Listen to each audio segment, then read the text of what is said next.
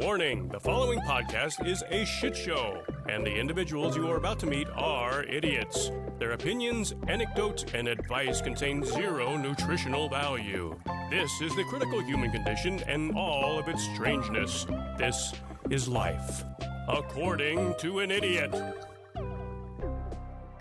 Okay. This is going to be a special mini-sode because I just heard that Mo has to pee, and I said, do you want to go to the bathroom before? And she said no. Mm-hmm. That never happens. She's always like, I better pee first. So that means that she's feeling the thunder. Yeah. Well, and also, she's bringing it to you right now. I just peed 30 minutes ago, and I feel a little embarrassed to go pee again. So I'm going to give it at least an hour before I subject myself to another urination session. Yeah. I would definitely, humiliate you. Yeah. If you did it. If you peed again. Well, it's second mostly, time? yeah, I just don't like to be alone with my thoughts for that long. Amen. It's too horrifying. Yep. The 25 seconds it takes to sit down and pee and... Too much. Is that enough time? I know girls take longer to pee because they have to sit down and stuff. Right, yeah. Is 25 seconds a good amount of time to pee? Probably, yeah, for certain pees. Don't get me started on the number 2, though. Oh, number 2, I actually shriek. You shriek? Yeah, because it's just too much time for my brain to handle. Oh, I thought because it hurts for you to defecate. Oh, well, that as well. I have so many hemorrhoids. Oh, man. Join the club. All right, thank you guys for joining in on another mini-sode. I am Mo. And I'm Jeremy. And since you heard Jeremy talk last time, okay. It's my turn. So, are you a woman Yes. living in the 1940s? I can be whatever you want me to be. Are you anxious? Yes. Are you depressed? Hell yeah. Are you just trying to live with your fucking husband who's a piece of shit? Preach. Then you probably had a lobotomy. What a setup. So yeah, this episode's going to be all about lobotomies. Mm. And I don't know, I've always been interested by lobotomies. What happens when you get one? Other than taking an ice pick to the brain, what is it? What is it for? I believe it's to make you better. Yeah. If the doctors of the last several centuries have been telling the truth, lobotomies are for the greater good, and they make people less difficult. I'm definitely on team lobotomy. So just for my medical brain, I like to dissect medical words. You just use the word brain and dissect when talking about lobotomy. Was that on purpose? Wow. So lob, like L-O-B, Yeah, like lobe. stands for lobe, right? Yeah. And tomy means the act of cutting or an incision. So together, Lobotomy. lobotomy means cutting of a lobe. Yeah. And in this case, your brain, a lobe of your brain. So just to kind of go over the basics of what a lobotomy is, it's a neurosurgical procedure that severs connections in the prefrontal cortex. Your frontal lobe is what's by your forehead, so they're basically making cuts into that section of your brain and the connections it has to other areas of your brain. This procedure was done for about 2 decades as a treatment for various mental illnesses, but most notably for schizophrenia, manic depression, bipolar disorder, and a few other things like anxiety and depression. Now we know that the frontal lobe or the prefrontal cortex is responsible for things like personality, cognitive behavior, decision making, and moderating social behavior. Well, who needs those? Yeah, right? Those are just excess. We can trim those off. Yeah. No problem. So the frontal cortex, as you can imagine, is really what kind of makes a person a person. Yeah. So back then, when this was done, it was done mainly in the 1930s, 1950s. But at this point in time, the brain was still largely a mystery. There wasn't a whole lot that we could do to really test it other than hacking away at people's brains and seeing what happens to them. Oh, that was a disaster, I'm sure. Yeah. It's just a bunch of meatloaf. What the hell is this? Yeah, so the act of a lobotomy is purposefully damaging brain tissue and oftentimes removing parts of the brain and leaving holes in order to treat the mental illness. Back then, they thought that mental illnesses were due to brain connections. So if you could damage those connections, you would stop the bad behavior. Yeah. So if the whole cause of your schizophrenia was your frontal lobe, well, if we just disconnect your frontal lobe, you should be cured of your schizophrenia. Right. That was the hope. It was more of a last-ditch effort to treat people with mental illness because back then there really was no good treatment. Mm-hmm. You had electroshock therapy and things like that. Both very barbaric. Very, yeah. just wild. Yeah. Why people would think this would even do anything. But back then you didn't really know. So you just kind of had to fuck around with people's bodies and hope you didn't kill them. Lobotomy to me just feels like when the check engine light's on in your car, so you put a piece of tape over it. Mm-hmm. Or like if you have a cut on your finger, so you cut the finger off. Yeah, right. And you can imagine, too, asylums were overflowing with people getting admitted for really anything and everything. Even teenagers, who were wily and weren't really listening to their parents, they could often find themselves in asylums as well. They were thought to have mental illnesses just because they were unruly. Well, the term bedlam, like, oh, it's bedlam in there. Yeah. It's actually based off of an asylum, I think, in Europe, maybe England.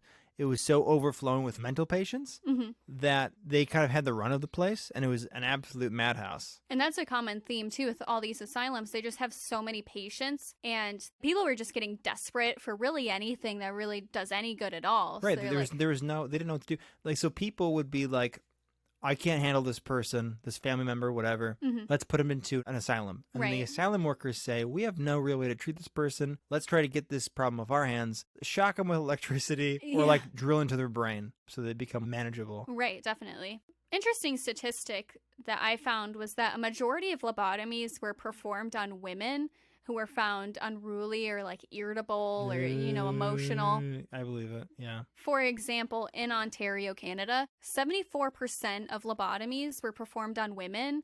What the hell? Which is so fucked up to think about. That's probably a pretty good model for everywhere else. Yeah, exactly. But I think that it kind of follows the rhetoric of women being more emotional and hard to handle. Hysterical And hard to deal with. Women wanted their freedom where men wanted to suppress them. This is very generalized, of course, but when they're hard to deal with, what do you do? Right. I guess I'll just shove them in an asylum so I don't have to deal with them, and maybe I can go find somebody else. Yep. Oh, what am I going to do? My wife was crazy, and everyone pities you, and that's so women. hard. That's women. So just to give you a history of how lobotomies came into the medical field, doctors first started manipulating the brain in order to calm patients in 1880s. I don't trust what they're doing then. So I'm going to pronounce this so wrong. Dr. Bookhart removed parts of the prefrontal cortex of 6 patients who had hallucinations and schizophrenia, noting that removal made them calm. So this is the first example of this kind of procedure being done, kind of messing with the brain in order to calm patients down with mental illness. He claimed to have a 50% success rate. That's terrible. Yeah, out of the 6. One person died after the procedure. Another committed suicide afterwards. Some had no changes. He said some got quieter, and one person improved. Hell yeah. That's all I need to hear. Yeah, 50% Sign me up. success. And he this is it. This is the next step in medicine. This is my thesis. This is what I'm all about. Right. My legacy. So another doctor, Agas Moines, invented the lobotomy in 1935. And he got the Nobel Prize for it as well. After seeing the Nobel Prize? Yeah, he got a Nobel Prize for it. Did they take it away afterwards? No, you get to keep it. Sorry, you're a horrible person, but no takesy backsies. No takesies backsies. It's my award. Yeah, so he got the Nobel Prize after inventing the lobotomy in 1935. But a lot of his inspiration came from murder. Yeah. I was inspired when I saw a man murder a man, and he didn't die all the way. But a lot of the inspiration came from the Yale neuroscientist John Fulton and Carlisle Jacobson's experiments in 1935. The 2 Yale scientists removed the frontal lobes of chimps. They targeted that lobe because they thought it had something to do with controlling behavior and personality. And these chimps were very unruly, especially the female. They made note the female would throw temper tantrums and like rubber shit all over things. Just like human women. Yeah, just like human women. They stated that after removing the frontal lobes, it made the chimps calm, and they joined a happiness cult. What does that mean? That's horrifying. They just got really happy afterwards. That's terrifying. Moines attended a conference where they presented their research and experiments. So Moines saw this, and obviously his first thought was, oh, can we do this in humans? And Which shouldn't be, I don't know if that should be your first thought all the time with things. Right. And he asked the scientists, I guess, in a question panel, like, hey, do you ever think about doing this on humans? Yeah. And they were horrified. Absolutely fucking not. We're not going to do that. And he's like, well, if you aren't, then I am. Again, not the response you should have. He says later, like, I got no inspiration from them. I came up with it all on my own. Oh, yeah. 3 months later, after that conference, he decided to actually start doing it himself. So, didn't get inspiration from them, my ass. So the first procedures of the lobotomies were done by Moynier and his assistant, and they would cut holes in the skull. You know, you have to shave their head. They have to like crack open their skull and inject ethanol into the brain to destroy the brain fibers that connected the frontal lobe to other parts of the brain. Can you imagine like what that experience is like for the person getting it? Like what would that feel like to slowly lose your brain? Yeah, I imagine it would feel cold at first because it's ethanol. He did those kind of procedures with the ethanol for I think like 6 or 9 patients, and he ended up adopting a different technique where he made his own tool called the Lobotomy tool. It was long in like a cylinder and it had a wire loop on one end. So if you know what a curette is, kind of like a curette. What's a curette? It's like a circle knife, kind of. Okay. Just has a wire loop on one end. So when you rotate it, it would create a circular lesion or hole in the brain. Like a scooper. Yeah, like a scooper. So you're kind of scooping pieces of the brain out. And if he wasn't satisfied with the results, sometimes he would do this multiple times until he was satisfied that the patient was calm enough. That's the more oh my God. So he claimed that these patients that he did this on were cured of their mental illness, although they never left the mental hospitals that they were staying at. No, they want to be here. They like it here. They like it here so much. They made friends. Yeah. You gonna rip them away from their friends? No. Were you a monster? Yeah, what are you? I just cut into people's brains for fun. This spiraled into 2 American doctors named Walter Freeman and James Watts, adapting their own technique to yield the Freeman-Watts technique. So they're the ones that came up with the transorbital lobotomy that was developed in 1945. And basically, they used an instrument called an orbitoclast, which is basically like an ice pick. Yeah. I've seen pictures of this. Mm-hmm. It's like almost literally just an ice pick. Yeah, he just wanted to use an ice pick. He's like, hey. I guess I gotta make this medical.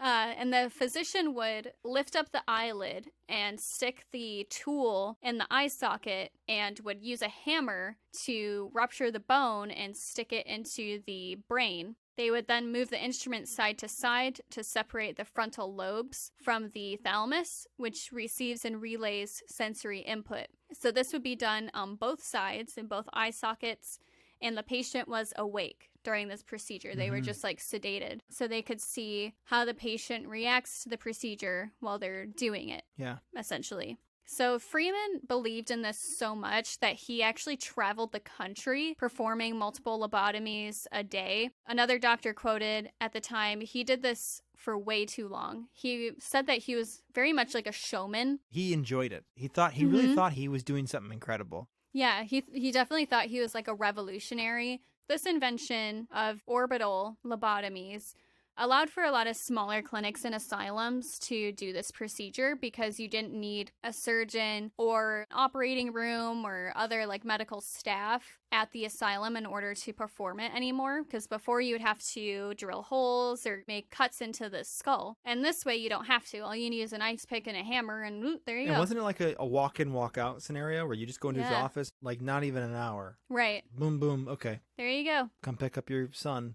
Which is alarming, because if you're fucking with somebody's brain, you would think they would want to take their time with it. Yeah. But you just trust doctors, especially then. You sort of, he knows what he's doing. And especially if he's believing in it so much and he's promising like, oh, you know, they're going to be completely cured. This thing that has been haunting you for years and you're at your wit's end, I'll do it in 30 minutes. No problem, yeah. 100%. They're cured. How do you not give in to that idea? Right, yeah. You know, if you have this 30-year-old child who's still acting out this way, you're going to be hopeful, obviously. Well, in some cases, I know with him, like actual children, little boys and girls that were like probably bipolar or maybe just extra ADD, ADHD, right. People that were just difficult or, you know, more rambunctious, more whatever. Yeah, and some people are just like that. Yeah, absolutely. You know, and they grow out of it as they mature. That's what's so tragic about the idea of him doing that to younger people, you know. Let them mature. Let them become adults first. Their brain isn't even done developing yet. Yeah, it's very dark. Yeah. The effects of lobotomies varied a bit.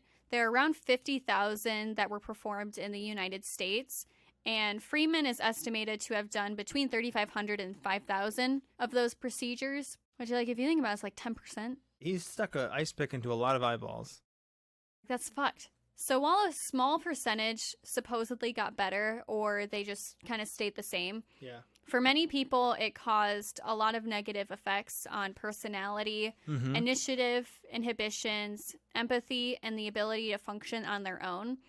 So a big long-term side effect of this was mental dullness. They completely lost their personalities, so they became like a husk. Very flat. Of who they were before, exactly. They were unable to put themselves in the position of others due to decreased cognition and detachment from society. So like that, putting yourself in other people's shoes, they completely lost that ability because they weren't able to look at society or look at other people anymore. Right.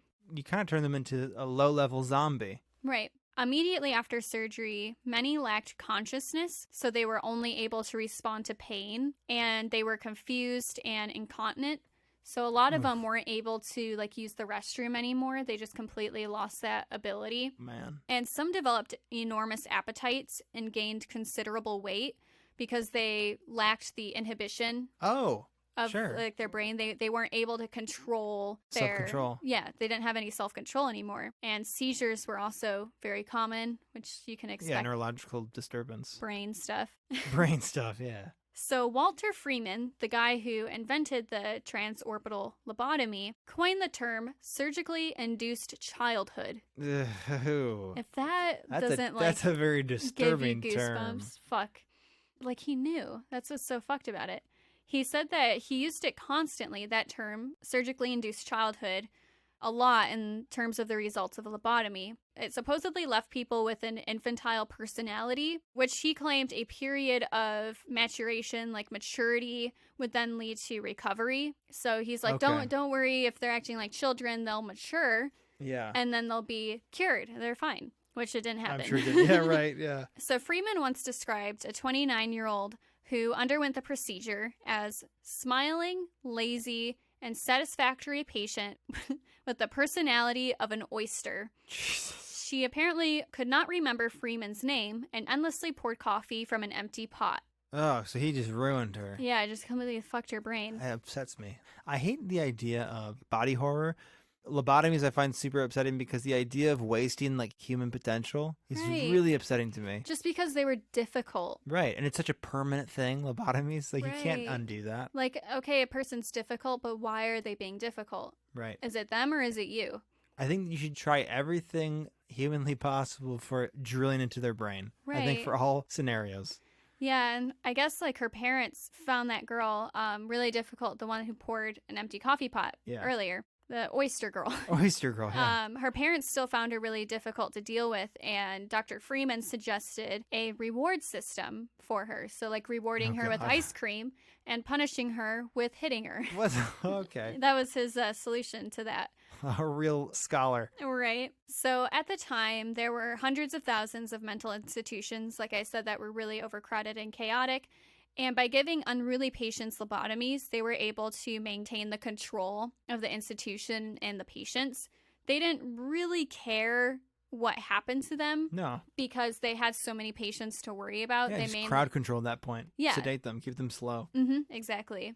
The practice didn't start to die away until the 1950s as medication began being used, which was a lot more effective. So like antidepressants and like SSRIs and things of that nature were a lot easier to tailor it to the patient based on the condition. So I'll kind of go into some more famous cases of people who had lobotomies and references to lobotomies. So have you ever watched the movie One Flew Over the Cuckoo's Nest? Yeah, I love that movie. I love that movie too. Such a good movie. It was also a book that came out in 1962. The movie's from 1975. In that movie, it shows a rambunctious but sane man living within a mental hospital. And they decide to do a lobotomy on him because he's unruly. Yeah, well, again in the movie, though, he fakes mental illness because he doesn't want to go to jail. Everyone there is very zombie because they're on these pills and they're all suffering from different mental illnesses. They're all very quirky. Yeah. And so he sort of gets them riled up because he treats them like actual humans. Mm-hmm. And so the nurse Ratchet, which is like the evil nurse in the movie, and she doesn't like him because she doesn't like that he's ruining her perfect little system of keeping people drugged up. Right. And so she calls for him to get a lobotomy. And then at the end, he's like, you know, Spoiler alert. Yeah. Good movie still. If you haven't seen it, definitely check it out. It came out in 1975, so if you haven't seen it by now... Right, that's true. Yeah. You should see it, though. It's still a very good movie. But one doctor quoted it as being disturbingly real. Really? Which is... another really popular one is Rosemary Kennedy, which is... Yes, this is very upsetting. Yeah, John F. Kennedy's sister. Mm-hmm. Rosemary Kennedy was the oldest daughter to Joseph Kennedy Sr. and Rose Kennedy. Rosemary suffered from seizures and violent mood swings. They basically described her as just being temperamental and emotional, probably bipolar and epileptic. So Kennedy's father arranged for a lobotomy to be done in 1941 when she was 23 years old. Yep. The procedure failed, leaving Rosemary permanently incapacitated and rendering her unable to speak, and she also became incontinent. They really did a number on her. And she wasn't, she was not unmanageable for the most part. Joe Kennedy was a politician and a very esteemed man, and he feared that his daughter's rowdiness would impact the family Right. His whole reputation. thing was the image. Yeah. His sons, John and, was it Joe or something? Joe Jr., John, Robert, Ted, and then 2 other daughters? maybe. Yeah, but they all were very involved in politics. They were all politicians. Senators, and his fear was that, having the sister would tarnish their reputation, and her being 23 years of age, it's kind of harder to tell a 23-year-old what to do. And he was just kind of like, I can't let her ruin all of my family's career prospects. What I built up. Right, because her family in the beginning said that she had been retarded. Yeah. But a lot of doctors, I guess, disputed that claim and said that she was a fully functioning person. She kept her own diary and had an active social life. And Joseph, her father, was told that having this lobotomy done would basically calm her down, help with her mood swings. Right. And he did it without the wife's knowledge. Oh my God. So she didn't know until afterwards that she had a lobotomy done. He had mutilated his daughter's brain. Yeah, so she had the infantile personality, basically lost all function to be a person. And afterwards, a lot of the people said that she would just kind of stare blankly at walls for hours. Wow. Which is horrible to think about. Yeah, especially somebody who had just previously been so full of life. Mm-hmm. In 1949, so that would be 8 years after the lobotomy, she was moved to an institution, and she was visited regularly by one of her sisters. It was like the family secret. Right, and even the siblings didn't know. They didn't find out until later. After it happened, yeah. So her sister, Eunice Kennedy, actually became the founder of the Special Olympics, which I thought was interesting. She was probably really upset about what happened. Mm-hmm. Fun fact, I guess. During the procedure, Rosemary was awake, and it was Dr. Freeman that actually did the procedure on her. Oh. And he asked her to recite the Lord's Prayer or sing God Bless America or count backwards in order to estimate how far to cut she responded. So when she became incoherent, he stopped the procedure. Ugh. I could have gone a while without hearing that. Oh my God, that's so dark. Yeah. Do you know what year she died? She eventually ended up dying in 2005 at the age of 86. That's wild. Yeah, she was the 5th of the Kennedy children to die, but was the first to die from natural causes. That's such poetic justice. Right. Okay, so the first son, Joe, died in World War II. Mm-hmm. And then JFK obviously was assassinated. Robert Kennedy was assassinated. I think the father, Joe Sr., had a stroke sometime in the 60s and was bound to a wheelchair, couldn't speak. Mm-hmm. They all sort of, it's just so ironic that this person that was sort of damned to be this vegetable manages to get out of it unscathed in terms of being one of the last Kennedy children to die. And it's horrifying to think about. If he had just waited 10 years, she could have been treated and fine. Yeah, I mean, if he just not drilled into her brain. Right, and the medications became more popular. If he had just waited. If he had just talked to his wife about it, I guarantee you. Right, exactly. His wife definitely would not have. It's just so gross. I have one more case if you'd like to hear it. It's a shorter one. But Howard Dudley was the youngest to ever get the procedure at age 12 by Dr. Freeman. So this story was actually featured on NPR because he wrote a memoir later in life. He kind of came to the conclusion that what was done to him was a lobotomy. Oh, so okay, wow. Yeah, so he after the lobotomy, he had a lot of like memory issues and things like that. So he actually had like a team of people help him uncover what had happened. Wow. Because he had these memories of like something happening, but he didn't know exactly what it was. So back when he was treated, he was diagnosed with schizophrenia by Dr. Freeman, although no other doctors found any psychological issues with him other than being like a child. His stepmother described him as unbelievably defiant, saying that, yeah, get this, he objected to going to bed and excessively daydreamed. Oh my God. How did she cope? How did she cope with that monster of a child? There's absolutely no other steps we could take before taking an ice pick between his eyes. But it's also like her stepkid. So in a way, she probably didn't like him for that reason as well. Right. So Freeman basically heard all of her complaints and was like, listen, you can change his entire personality with a lobotomy if he's being like too difficult for you. And she's like, yeah, great, whatever. So they ended up doing the lobotomy when he was 12 years old, and the after effects were pretty horrible for him. He was still able to function relatively normally, but it did take him decades to recover. He was institutionalized, he was incarcerated, homeless for a while, and became an alcoholic. So he definitely had a rough time afterwards. That just totally ruins your foundation cognitively. Yeah, all of his cognitive abilities were basically shut down. And what are you going to do? Like, what are you going to do at that point? Are people going to want to hire you? And Probably not. You already don't have a very supportive family because they're like, let's put an ice pick in your brain. Yeah, all these people around you are seemingly fully functioning, and you know that you just cannot be. So that's a messed up story too. But Dr. Freeman, I guess there is some kind of good poetic justice. He ends up getting outed, and basically he does one last lobotomy on a woman and ruptures a bunch of her blood vessels, and she dies. So he was forced to retire and basically was shamed. Well, now he's remembered as this really horrific, weird, monstrous his doctor. legacy is terrible, which I guess is the most we get. I'd prefer to see him, maimed. Maimed. I was going to say go to jail. Go to the gallows. Go to the gallows. Yeah, what goes around comes around. Sorry, Freeman. Don't stick things where people don't want them. That's the lesson here tonight, ladies and gentlemen. Consent is important, even when it comes to brain play. Brain play, the kinkiest of plays. Yeah. You can't get much deeper than the brain. Beg to differ. Ooh.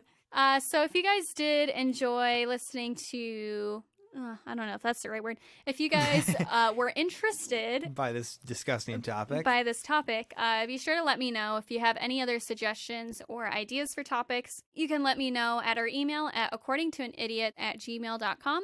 We also have an Instagram and Facebook at According to an Idiot, and we have a Twitter at IdiotsAccord. If you would like, you can also leave us a review on iTunes. That helps us out a lot. If you did enjoy it, just let us know. If you didn't, that's fine too. We'll still read them all on our full-length episodes. Thank you guys for listening. I will see you in time. Ooh.